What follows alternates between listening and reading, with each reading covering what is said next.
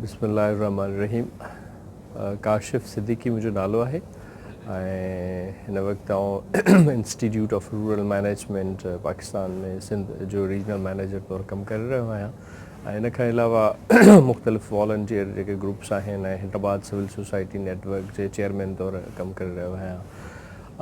बुनियादी तौर ते जेको आलमी ॾिहाड़ो आहे औरतुनि जो कुझु ॾींहं अॻु में 12 फरवरी ते असां क़ौमी ॾिहाड़ो औरतुनि जो मल्हायोसीं, जंहिंमें ख़ासि तौर ते इहो ट्रिब्यूट ॾिनो वेंदो आहे, सलाम पेश कयो वेंदो आहे उन्हनि औरतुनि खे जिन पाकिस्तान जी डेवलपमेंट में, पाकिस्तान जी आज़ादीअ में हिकिड़ो वॾो किरदारु अदा कयो।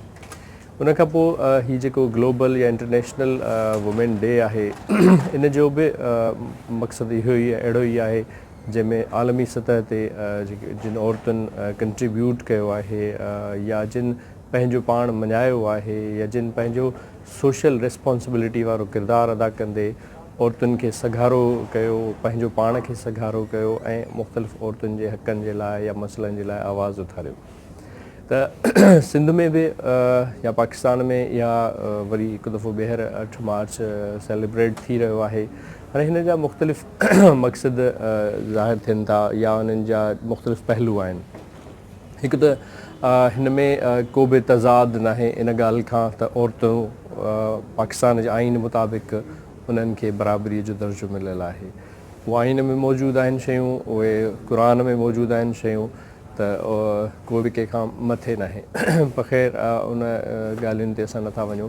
पर ॿी ॻाल्हि इहा त हीउ जेको आइन आहे उहो आइन बुनियादी तौर ते हिन वक़्तु पाकिस्तान में ह्यूमन राइट्स वायोलेशन हूअं ई थी रहिया आहिनि। जनरली ह्यूमन राइट्स वायोलेशन जो वॾो इशू आहे, पर उन खां वधीक जेका ख़राबु सूरत हाल आहे उहा औरतुनि जे हवाले सां आहे। त औरतुनि जा जेके हक़ आहिनि या औरतुनि जा जेके राइट्स आहिनि उहे पामाल वधीक हिकिड़ी फ्रीक्वेंसी सां थी रहिया आहिनि। ऐं उन खां अलावा जेके वल्नरेबल, उन खां वधीक वल्नरेबल वरी माइनॉरिटी जूं जेके औरतूं आहिनि, जंहिंमें कोली, भील, मेघवाड़ जूं छोकिरियूं आहिनि जिन खे अगवा कयो वञे थो, जिन सां शादियूं करे जिन सां मज़हब मटाया वञनि था।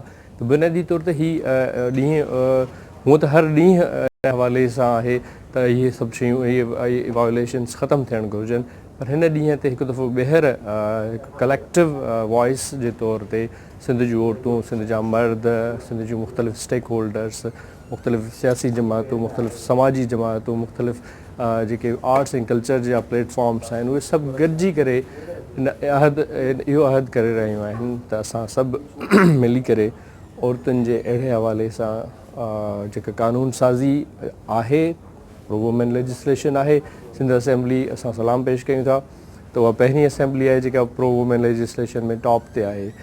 पर सिर्फ़ु लेजिस्लेशन जो हुजणु काफ़ी न आहे। हाणे हिकु क़दम अॻिते खपे, उहा इम्प्लीमेंटेशन।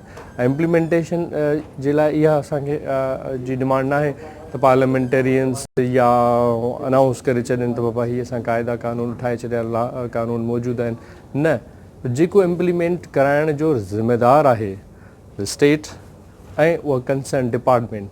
जेकॾहिं अहिड़ी का वायोलेशन थिए थी त उन डिपार्टमेंट जे उन ख़ासि माण्हूअ खे ते केस हलायो वञे, उनखे रिस्पॉन्सिबल कयो वञे, ओपनली केस हलायो वञे। असां वटि इंसाफ़ जो हिकिड़ो दरवाज़ो आहे, उहो आहे जुडिशरी। ऐं अॼुकल्ह रिसेंटली असां ॾिसूं था त जुडिशरी में बि अहिड़ा वाक़िया थी रहिया आहिनि जिते औरतुनि सां जेके कंप्लेनेंट आहिनि उन्हनि खे चैम्बर में घुराए उन्हनि जो रैप कयो वञे थो। ऐं उहो हिकिड़ो जज साहिबु आहे, रेस्पेक्टेड जज साहिबु आहे, ऐं उहो अॼुकल्ह पंहिंजी हियरिंग ते कोन थो अचे, ऐं जेको जज साहिबु वरी हुनजी हियरिंग हलाए रहियो आहे उहो उनखे फेवर ॾेई रहियो आहे। त इहो सॼो हिकिड़ो जेको सिलसिलो आहे उहो ॾींहं ते असां हिकिड़ो वाइदो वरी वचन करणु था चाहियूं, उन्हनि सभिनी धुरियुनि खे ॿुधाइणु था चाहियूं त हिन ॾींहं ते ऐं हिन ॾींहं खां पोइ अॻिते 365 ॾींहं जेके ईंदा उन्हनि सभिनी ॾींहंनि ते असां आवाज़ु उथारींदा रहंदासीं ऐं औरतुनि जे हक़, इंसानी हक़नि जी ॻाल्हि कंदा रहंदासीं।